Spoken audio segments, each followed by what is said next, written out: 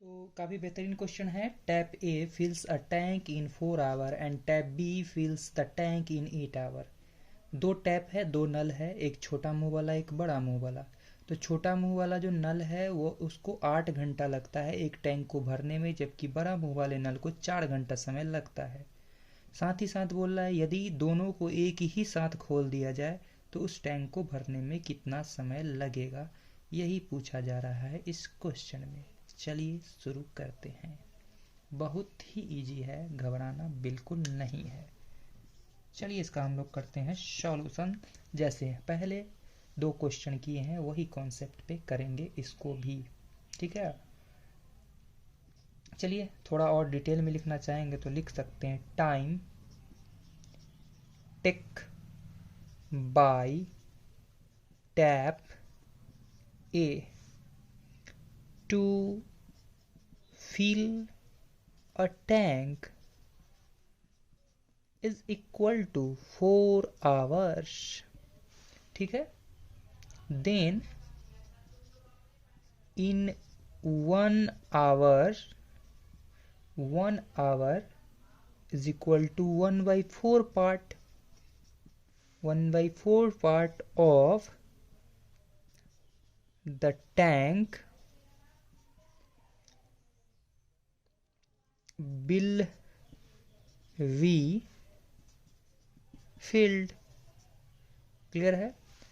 एक नल जो है, ए नल जो है 4 घंटे में टैंक को भरता है, तो 1 आवर में 1/4 पार्ट भरेगा टैंक का, ठीक है। इसी तरह टाइम टेकन बाय आप लिखना टैप ए की जगह पर टैप बी, वो कितना समय ले रहा है 8 आवर्स। देन 1 आवर में क्या करेगा 1/8 पार्ट ऑफ टैंक। यही लैंग्वेज यहाँ भी हम लोग लिखेंगे, ठीक है। फिर बोला है दोनों कितना समय लेगा, दोनों मिल करके कितना समय लेगा किसको करने में, टैंक को भरने में, ठीक है। अगर आप लोग को नया कॉन्सेप्ट नए तरह से देखना है तो चलिए इसमें हम एक और नए तरीके से लिखने का तरीका आपको बताते हैं, ठीक है। वैसे भी हम कर सकते हैं क्वेश्चन 1-2 की तरह, लेकिन यहाँ पर हम लोग एक नया कॉन्सेप्ट समझते हैं लिखने का। Part filled by both taps A and B in 1 hour,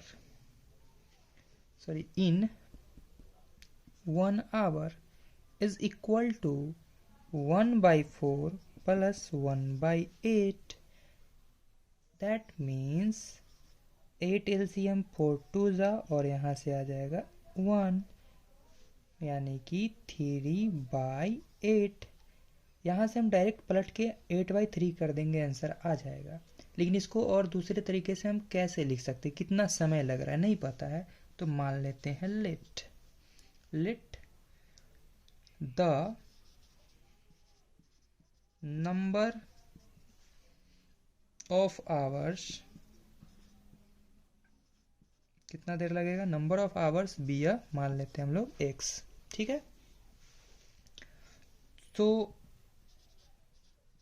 work done का एक फॉर्मूला हम जानते हैं कि work done is equal to, यहां पर क्या हो जाएगा, part filled by both tap A and B in 1 hour multiply number of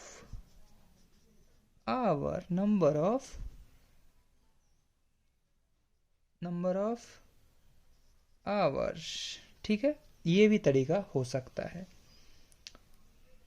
number of क्या कर दिए हम लोग, आवर्स, ठीक है। तो वर्क डन करना है हमें एक, ठीक है।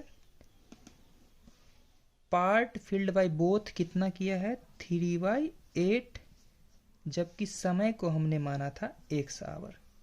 तो इस बात से हम लोग x निकाल पाएंगे, जो डिवाइड में इधर आएगा तो मल्टीप्लाई में, और ये चल जाएगा डिवाइड में, यानी इतना आवर्स हमारा फाइनल आंसर होगा। तो ऐसे भी लिखा जा सकता है। ठीक है, तो उम्मीद करते हैं समझ में आया होगा। क्वेश्चन नंबर देखेंगे अब हम 4।